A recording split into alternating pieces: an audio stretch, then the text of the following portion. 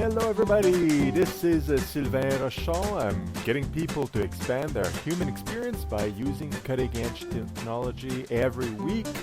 And this week is not any different.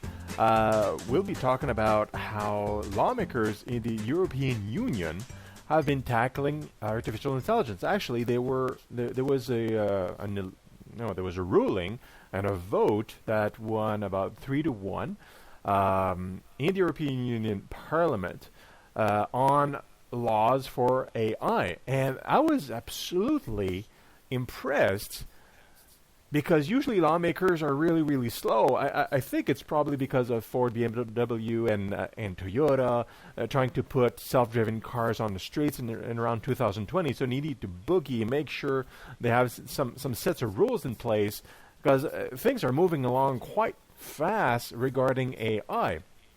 And it's not only in the car industry, it's in every industry. It's in commercial, industrial, retail, data mining, research, diagnosis. I mean, I've made several videos about all these different pieces and different silos and how AI and different sets of technologies are combining to make our lives way easier, as well as reducing the workload, replacing lots of jobs, no replacements on the horizon for lots of the jobs that are going to be obsolete because of we're making new employees, in fact, actual employees that can think, and using deep learning, they can learn.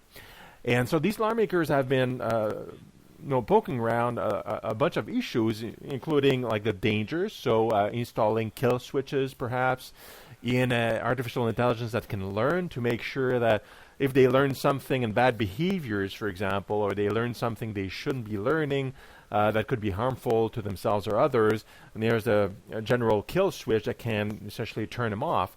But even with that, there's a concern. Well, if they learn, then we have to make sure we wipe their memory, because if they learn there's a kill switch, and then they remember it, then they can learn how to ignore it or how to bypass it themselves, because they're becoming learning individual pieces of technologies, just like children are learning how to behave. And you get even though you're trying to put measures of control, you can't really fully control them because they're learning. They're learning pieces of software and hardware, right? So they're talking about all this stuff in preparation for what is to come, which is great. It's a great discussion. There seems to be a fairly good amount of consensus, and that's really good. So there's two main issues really that they're really worried about. One is the economy. So there was basically a discussion between going towards basic income as a way to sustain the economy. So you have robots and AI kind of taking a lot of the work away. What do you do with the population? They need to be able to eat and live. So basic income, giving them currency so they can buy, and then you can kind of trade values, that kind of deal. Or like what Bill Gates wants to, and this is Elon Musk's actually idea. He's thinking about basic income. A bunch of people, including myself, we want to basic income.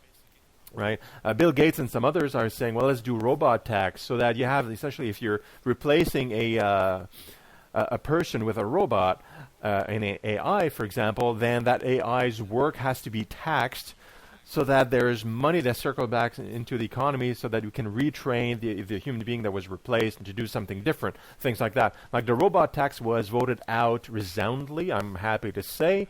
So basic income is the way to go for the European Union. That's what they're looking at towards the future for the time being. So that's one of the aspects. It's just like, how do you sustain economy and the people, with all this replacement, all these AIs replacing the brains, replacing people's creativity and in work, and mostly it's repetitive work, but it's going to evolve. Now the second part is liability.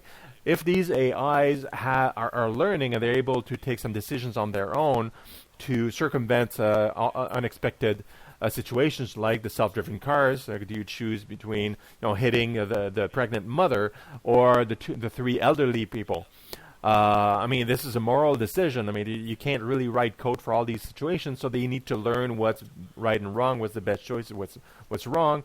And if they make a wrong decision, who's liable? Is it the manufacturer? Is it the person inside the car that could potentially say something or order it to do it differently? Or is it the actual machine itself? And the discussion seems to have circled around the following concept. If the AI is young, hasn't been running a long time, hasn't learned a whole bunch of stuff, maybe it's the manufacturer that's still responsible. If it has, and if it's advanced enough, that kind of deal. So there's a judgment call as far as whether or not the actual machine is responsible, and where's the line as far as responsibility and that kind of deal. Is it the manufacturer, or is it the actual robot AI itself? Because if it's learned sufficiently, it's gone beyond its original programming. The manufacturer can't be responsible for what the AI is going to learn, because that depends on its environment, its interactions, and independent from the manufacturer. So the robot could be, hence the idea of the kill switch, could be liable, could become a problem, or it could be harmful to people based on its learning patterns and interactions with people. So you're entering into a very interesting area that I've been talking about for a long time, of having conscious or creating consciousness, essentially conscious AI in some shape or form. Because liability that is described this way for robots is exactly the same kind of liability we have in law for people. If you're prior to a certain age, you don't have a lot of experience, you're a child, you're not an adult yet, your parents are often responsible for you. They're often reliable, right? If you're an adult, then you are liable for what you do, because you've learned sufficiently, you have sufficient life lessons to be responsible. They're talking about this in the same kind of language for robots and AI. That's very, very smart, because it's very logical. You can't be responsible. A manufacturer can't be responsible for a learning AI that has learned bad habits because of its interactions with other people, maybe criminal elements or whatnot.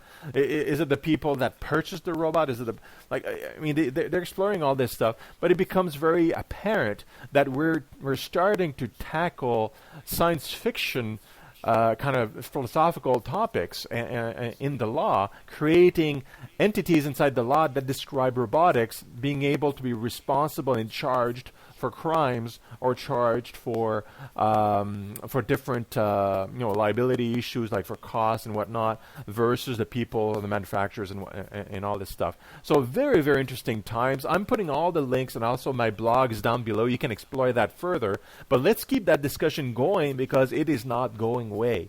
And what I've been talking about all the time throughout all these videos on this particular topic, we just have to code conscientious robots and AIs that want to do things that we want them to do, and then we have to be conscientious ourselves to teach them the right thing to do.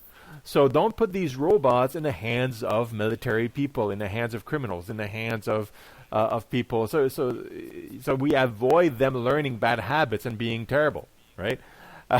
Because they'll be like people. They'll be unpredictable if we don't put them in the right environments. So anyway, that's it for today. I hope you enjoyed the topic and puts you into some kind of thinking mode. And please comment below if you want to have a discussion around this. Feel free to suggest me more topics to me if you want me to talk about certain things specifically. And like and subscribe to this channel if you like what you hear and see. I do a blog like this every week. So I'm going to catch you next week. And in the meantime, have a great time thinking about all these self-aware robots running around in the near future. Bye-bye for now.